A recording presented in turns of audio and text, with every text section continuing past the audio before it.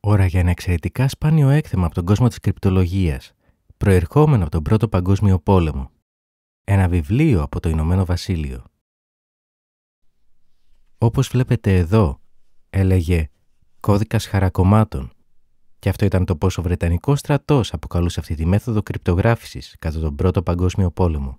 Ήταν μια πολύ απλή μέθοδος, βασισμένη στην αρχή της αντικαταστάσεως, ώστε οι στρατιώτες να μπορούν εύκολα και γρήγορα να επικοινωνούν με ασφάλεια από τα χαρακόμματα, είτε με τηλέφωνα εκστρατείας, περιστέρια ή άλλες μεθόδους.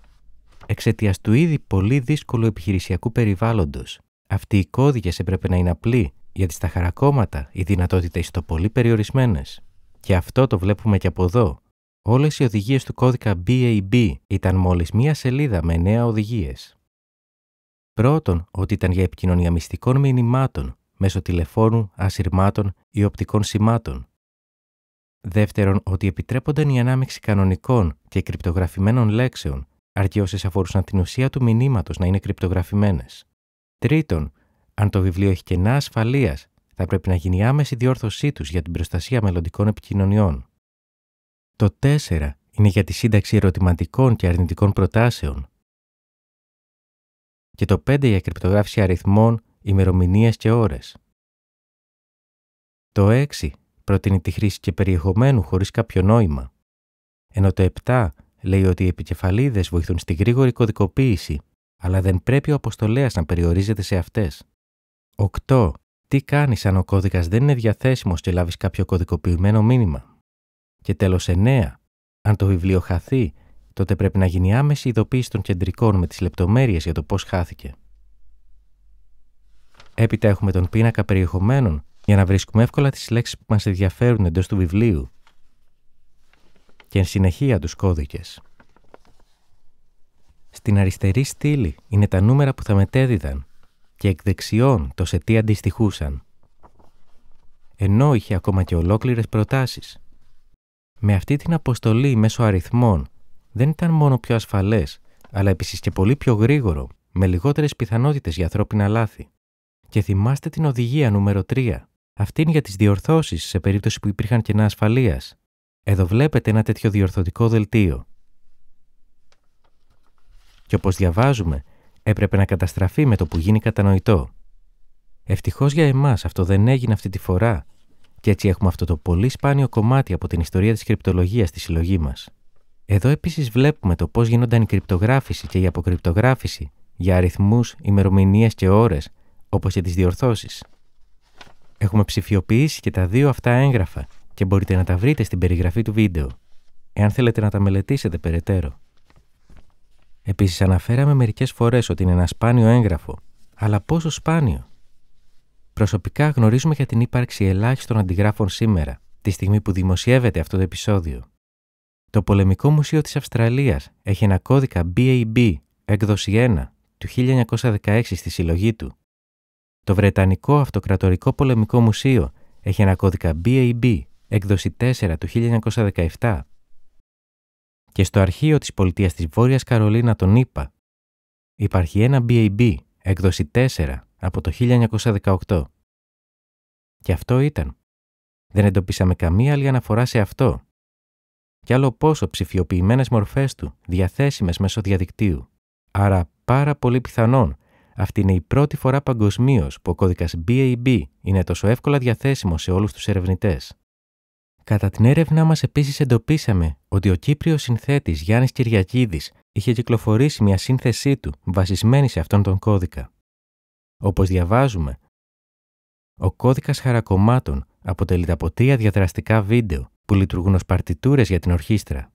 Κάθε βίντεο βασίζεται σε ένα συγκεκριμένο κώδικα του Πρώτου Παγκοσμίου Πολέμου και παρουσιάζεται σε γραφική μορφή και κωδικοποιημένο σε μουσικά στοιχεία που προβάλλονται στο βίντεο. Έτσι, ένα σύστημα επικοινωνίας δημιουργείται ανάμεσα στην ορχήστρα, που χρησιμοποιεί τα ίδια μέσα με αυτά που χρησιμοποιούνταν στα χαρακόμματα. Και το δεύτερο ήταν βασισμένο στον κώδικα BAB. Αν σας ενδιαφέρει, έχουμε αφήσει σύνδεσμο στην περιγραφή του βίντεο. Στο βιβλίο, αποκαλύπτοντας μυστικά, η ανεπίσημη ιστορία της συλλογής πληροφοριών από σήματα στην Αυστραλία και η έλευση της κυβερνοκατασκοπίας του 2023, γράφει: έως το 1918, Όταν 4 κρυπτογραφικά συστήματα χρησιμοποιούνταν για διαβιβάσεις στο μέτωπο, τα 2 ήταν κρυπτογραφικά ευπαθή και γνωστό ότι είχαν εκτεθεί. Ο κώδικας Playfair και ο κώδικας χαρακωμάτων BAB. Τα άλλα 2 θεωρούνταν ιδιαιτέρως πολύπλοκα για να χρησιμοποιηθούν. Αλλά δεν προσφέρει άλλες λεπτομέρειες για το πως ο κώδικας BAB είχε εκτεθεί στον εχθρό, αν ήταν αποκλεμμένα βιβλία ή κάτι άλλο. Αλλά αυτό δεν ήταν κάποια τυχαία αναφορά. Το γνωρίζουμε τουλάχιστον από το 1992, όταν κυκλοφόρησε «Ο Βρετανικός στρατός και η συλλογή πληροφοριών από σήματα κατά τον Πρώτο Παγκόσμιο Πόλεμο», όπου έλεγε «2 εξ αυτών, ο κώδικας Playfair και η 4η έκδοση του BAB κώδικα χαρακωμάτων ήταν κρυπτογραφικά ευπαθή και γνωστό ότι είχαν εκτεθεί.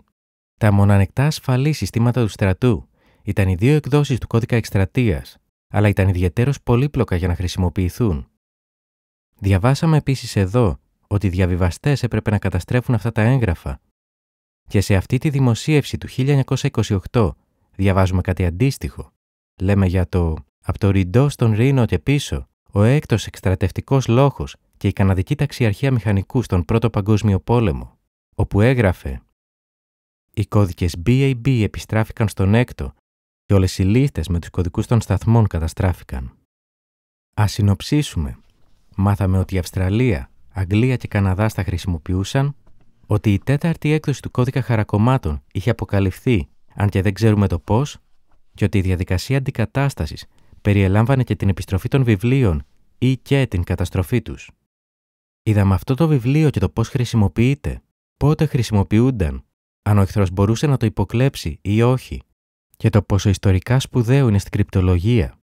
Επίσης, είναι ξεκάθαρο ότι ονομάστηκε κώδικας χαρακωμάτων γιατί οι στρατιώτες τα χαρακόμματα το χρησιμοποιούσαν. Αλλά ποιος το έφτιαξε και γιατί έγραφε BAB? Απαντήσεις σε αυτά τα ερωτήματα βρίσκουμε σε αυτό το βιβλίο του 1921 με τίτλο «Η 33η Μεραρχία στη Γαλλία και Φλάνδρα 1915-1919», γραμμένο από τον αντισυνταγματάρχη Γκράχαμ Σέτον Χάτσισον, ο οποίος υπηρέτησε στη Βρετανική 33η Μεραρχία το διάστημα Νοέμβριος 1915 Ιούνιος 1919. Έγραφε «Η Μεραρχία υπέφερε μεγάλες απώλειες στο θάνατο του αντισυνταγματάρχη H. Ritchie, διοικητή της πρώτης Καμερόνιανς, που είχε τραυματιστεί 3 φορές τις προηγούμενες 3 εβδομάδες και τώρα σκοτώθηκε, και στον θάνατο από οβίδα του αντισυνταγματάρχη B.A.B. Butler, του πυροβολικού της Μεραρχίας. Ο αντισυνταγματάρχης Butler θα μείνει ζωντανός για πάντα στην ιστορία ως ο δημιουργός του κώδικα BAB, που χρησιμοποιήθηκε καθολικά σε ολόκληρο το στράτευμα κατά τον πόλεμο ως ο επισήμως απόρριτος κώδικας χαρακωμάτων και έτσι το ονόμασε από τα αρχικά του ονόματός του. Υπηρέτησε στην εκστρατεία από το Μόνς μέχρι το τέλος. Ένας πολυγενναίος και λαμπρός αξιωματικός. Και έτσι γνωρίζουμε όχι μόνο γιατί ονομάζεται κώδικας χαρακωμάτων BAB, αλλά και το πως ο δημιουργός του έχασε τη ζωή του.